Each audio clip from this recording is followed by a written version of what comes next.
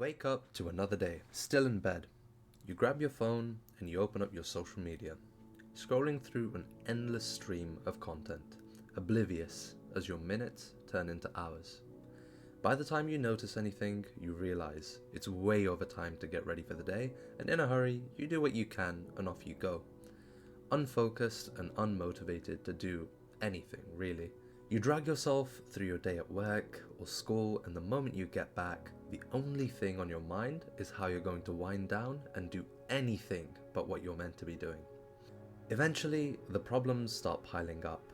When the stress of necessity forces your hand, you ask yourself, why didn't I just do all this before? But it doesn't matter. Off you go to repeat the cycle indefinitely. Now, if this sounds anything like how you're living right now, don't worry, you're not alone.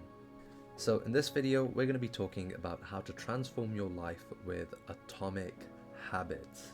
This is a book that I recently started reading, and I just wanted to go through the lessons that I took from the book and packaging them into a nice and neat video for everyone to view and apply into their life as they see fit.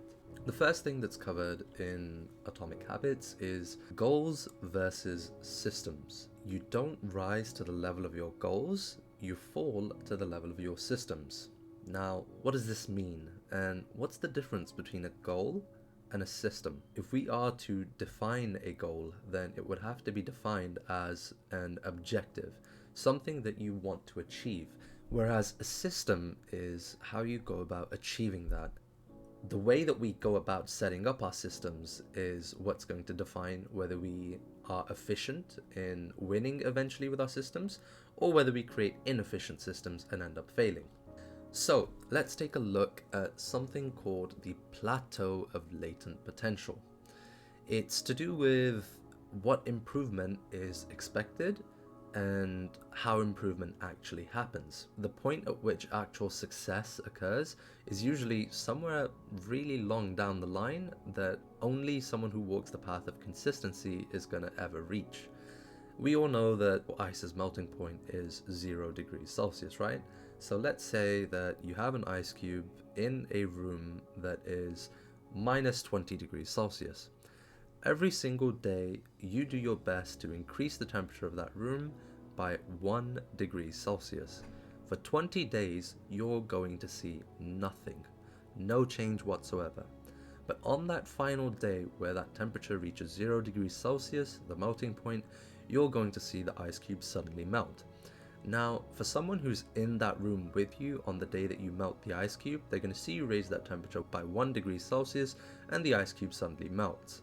It's going to look like you were an overnight success. It was all of those days of effort that you put in before that, the 20 days, that allowed you to be able to put in that little bit of extra effort and cross that boundary of potential and actually achieve something. So let's take a look at this graph. Over here you see what you think should happen, which is usually linear improvement for most people. People think that you're going to put in a certain amount of work, and as you keep putting in that amount of work, you're going to keep improving by the same amount. But that's not actually what happens. What we tend to see is that effort compounds. The more you put in effort over time, that effort's going to compound and eventually lead to a much bigger gain in skill. The reason that a lot of new habits that people pick up are given up and not followed through with is because it gets lost in the valley of disappointment. Let's take New Year's resolutions, for example. Think of the amount of people that pick up the habit to start going to the gym, for example. Now, the problem is you're not going to see any meaningful change within a few days. And because of this, what happens is people see themselves putting in this much effort and seeing that it doesn't lead to anything for a certain amount of time, and then they give up because the effort that it requires to put in isn't seeing any rewards, so they immediately assume that it's not worth the hassle and they give up. So how is a system actually created, and what even is a system? When you think of the word system, something that may pop into your head, for example, is a system of cogwheels all working in unison to spin together. So how would you go about achieving this in your life? The first thing that you need to do is you need to add habits bit by bit that are coherent and actually let you create that system. Habits are essentially just ways of automating daily tasks. So waking up on time, having a consistent routine, studying regularly, going to the gym regularly, so that we can focus on actually pursuing our goals and dreams. Part 3 is going to be outcomes, processes, and identities. So outcomes are your goals, and they're actually the outermost circle of change. The one in between is process, and that would be your systems or your habits that you put together. And your identity is your beliefs. That's who you believe who you are at a fundamental level. And the best way to enact change is actually from the inside out. Because if you focus on outcomes or your goals, we've already discussed, that doesn't really work. Not only that, but it can actually stop you from being happy. A lot of the times people will set goals for themselves, or they give themselves an either or scenario where if they don't achieve that goal, then they don't give themselves permission to be happy. And this can make the progress a lot more painstaking. It can become something that you just don't want to do. That makes habits easy to give up. Say there are two people who want to quit smoking. The first person is going to say that they are trying to quit smoking, and that's what they believe. So they believe that they're still a smoker, but they're trying to quit. The second person simply believes that they're not a smoker anymore. Both of them are offered a cigarette. The first person would say, "No thank you, I'm trying to quit." Now this has the implication that they are still a smoker, and psychologically this makes them much more likely to relapse. Now the second person who says, "No thank you, I'm not a smoker," has made it their identity that they are not a smoker. This will make them much more likely to achieve their outcome. In the same way, we can apply this to pretty much any goal that we have in life. Say you want to become a writer, for example. Every single time you sit down to write, you are at that moment a writer. If you believe that you're only trying to become a writer, it's going to be a lot more difficult to keep going and convince yourself that what you're doing is worthwhile.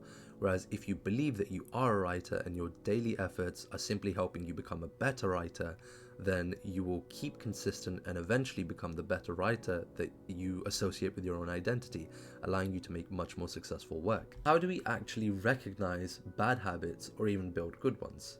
Now this is down to a system of cue, craving, response, and reward. These are how all habits are fundamentally formed. So let's take an example of a bad habit. Let's take one that I used to have, gaming. So every day I would come home from school and you see your PC or your controller or your console, and you get the craving to go on that console or computer to relax. Then your response is that you actually decide to go and play your game or scroll through YouTube, whatever that you decide to do. The moment you do that, you're going to feel relieved, you're going to get that dopamine, and you're going to link coming back from home to doing whatever you did after that. So every day when you come back from home, that link is made and you're going to want to do the same thing again. In that way, a habit is formed. To change your habits, you first have to know them. And the way that you get to know them is by doing something called a habit scorecard. In the habit scorecard, what you want to do is you wake up and you see all the habits that you do, and you'll rate them as either positive, if they're good, as neutral, and then you have negative. Once you've scored all these habits, then you can really start working on keeping the good ones and removing the bad ones. How do you go about keeping the good habits and removing the bad habits? You can use the system of cue, craving, response, and reward, which is, for example, studying regularly. To make it obvious, you would have your books and notebooks, for example, in one convenient place that's, it's in sight and it's obvious. For example, it's on your desk. In order to make it attractive, we're going to have a clean desk and a tidy set of, books, only what you need, no clutter. If you have clutter all over your desk, it's not going to be attractive. You're not going to want to sit down and clear it up before you study. That is going to deter you from actually sitting down and getting your work done. If you want to make it easy, what you can always do is you can start with the work that you would most want to do. If you can start with what you most want to do, focus on that, then you're much more likely to continue and then go on and do the things that you didn't want to do initially. And finally, you want to make it rewarding. You can either set up a reward for yourself that, of course, isn't unhealthy. You don't want it to be something that hinders your progress in the long run. So you can set up a reward for yourself, or you can just take the enjoyment in the work itself. As you get better and better, you're going to get satisfaction that you're getting more and more work done more efficiently. And as the work gets easier for you, you will get a sense of accomplishment. To get rid of bad habits, let's see, how would we make it invisible? In order to make notifications invisible, you turn them off for all the unnecessary apps, or by deleting those apps that you don't need. In order to make it unattractive, you can set rules or penalties for each time that you impulsively do check your phone, like having, say, 10 push-ups, for example. Another way that you can make it literally unattractive is by something that I've done recently, and it's using grayscale on your phone. So this is turning it black and white. There's an accessibility feature that you can use in most phones, Apple and Android, where you can turn your phone black and white. What this does is, because the color's gone, it will reduce the stimulus that you receive from that, and it will make it a lot easier to avoid clicking on notifications that do pop up. And I've noticed, especially from since I started using it, then even when I do click on a video, that because it's all in black and white, I tend to end up clicking off of the video a lot faster than I usually do and getting back to whatever I was doing before. In order to make your phone notifications difficult to access, the most obvious and easy thing that you can do is make sure that it's not in reach when it's not necessary. For example, if you're doing work, have your phone in a different room or out of sight and not within an arm's reach, so that you would have to physically get up to even check. After all, if the reward of an action isn't worth the hassle required, then you simply won't do it. You want to make whatever bad habit it is that you're trying to get rid of unsatisfying. So every time you do it, for example, you can make it unsatisfying by having to sit down and explain to yourself that letting your impulses control you is not good, and it will ruin your ability to stick to good habits in the long run, as well as your ability to make sensible decisions. By doing this every single time you impulsively check your phone, you're going to want to do it less and less, so that you no longer have to explain this to yourself every single time you do it, and eventually you'll become someone who isn't distracted easily by their phone at all. If you work from the inside out, as we talked before, and you make the identity your main focus, and you decide that you are someone who is disciplined, rather than thinking that you're someone who's trying to improve, think that you are someone who's improved. Think that you're no longer someone who is distracted. Think that you are more disciplined, that you are someone who wakes up on time. You are someone who gets their job done when they're supposed to get it done and doesn't leave it to last minute. And it has a very profound impact on your ability to actually hold those habits that you've built. And as you think that and it becomes your identity, it becomes far easier to make that habit a part of your system. And that's the goal, because these are these small changes that are extremely powerful if they are consistently held over time, and they will eventually become individual parts within your system that will help you create success again and again. As always, thank you for watching, and goodbye.